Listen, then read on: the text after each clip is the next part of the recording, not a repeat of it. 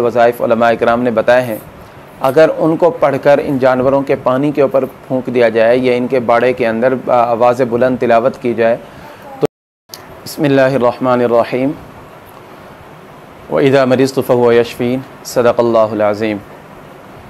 क़ुरबानी का अय्याम चल रहे हैं और यहाँ पर पंजाब में जानवरों में एक बीमारी आई हुई है जिसको लिम्पी स्किन कहते हैं, जिसकी वजह से काफ़ी हज़रात परेशान हैं।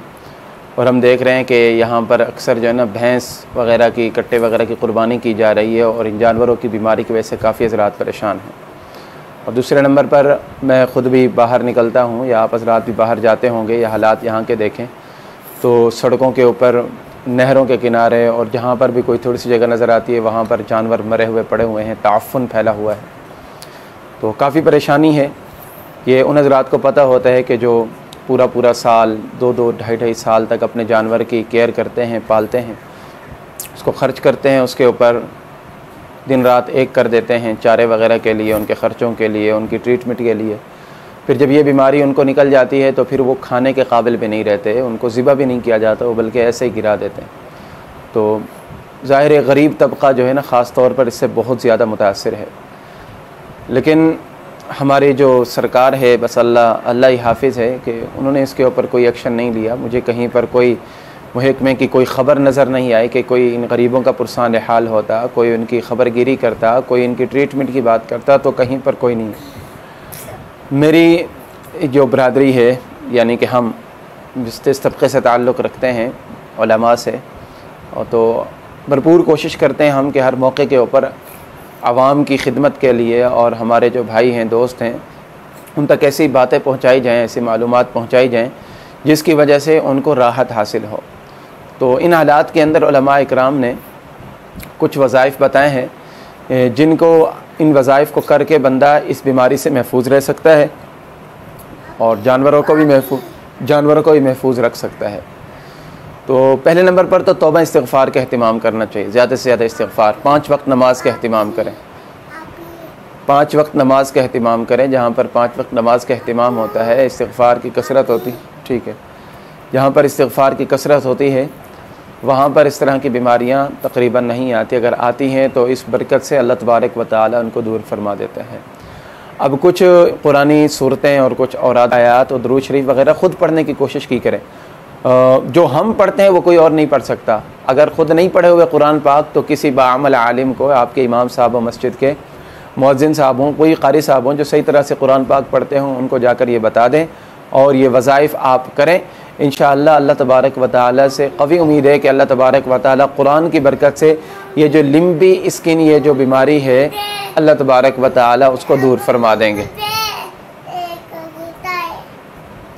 तो ये मैं आप हज़रात को बताने लगा हूँ, इस वजीफ़े को आप शुरू करें इंशाअल्लाह। अल्लाह तबारक व तआला इस बड़ी बीमारी को हमसे दूर फरमा देंगे।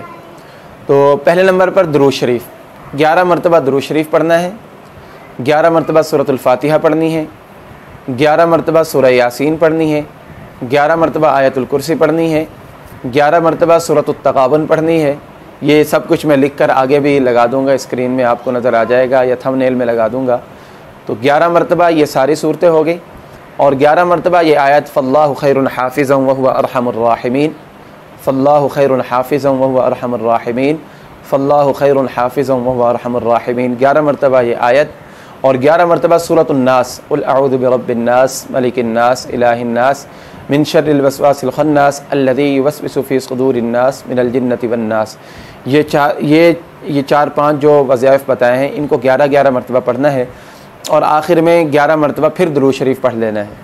ये सारी चीज़ें पढ़कर एक बाल्टी के अंदर दम करना है और बाल्टी के अंदर वो पानी दम करके जहाँ से हमारे जानवर पानी पीते हैं उसके अंदर उसको मिक्स कर दें और फिर वो जो चारा खाते हैं जानवर, उन पानी के उसके ऊपर भी थोड़ा थोड़ा पानी छिड़क दें।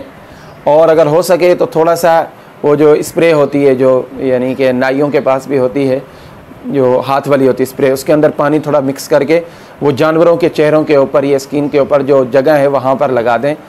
अल्लाह के हुक्म से 11 दिन ये अमल करें, अल्लाह के हुक्म से ये बीमारी बिल्कुल दूर हो जाएगी।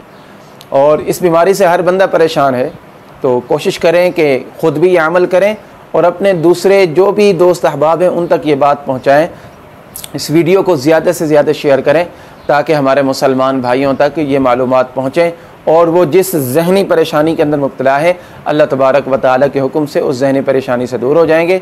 और मुझे भी अपनी दुआओं में याद रखिएगा। और आखिरी बात कि अगर आप हज़रात ने अब तक मेरे चैनल को सब्सक्राइब नहीं किया तो चैनल को सब्सक्राइब करें, बेल आइकॉन के बटन पर प्रेस करें ताकि हर नई आने वाली वीडियो आप हज़रात तक पहुँचे। दुआ में याद रखिएगा। अस्सलामु अलैकुम वरहमतुल्लाहि वबरकातुहू। तो अल्लाह तबारक व तआला से कवी उम्मीद है कि इंशाअल्लाह अल्लाह तबारक व तआला इस वबा को दूर फरमा देंगे। बाकी जो मेडिकल के तौर पर जो इलाज है, जो डॉक्टर है, वो भी आप साथ में करते रहें और ये भी साथ में करते रहें। अल्लाह ताला से कवी उम्मीद है कि अल्लाह तबारक व तआला परेशानी को दूर फरमा देंगे। तो मैं वो वजीफ़ा बताने लगा हूँ, तमाम हज़रात नोट कर लें। वो वजीफ़ा पढ़ना है और ख़ुद पढ़ें तो सबसे ज़्यादा बेहतर है। सबसे पहले ये आयात और वज़ाइफ़ कुरानी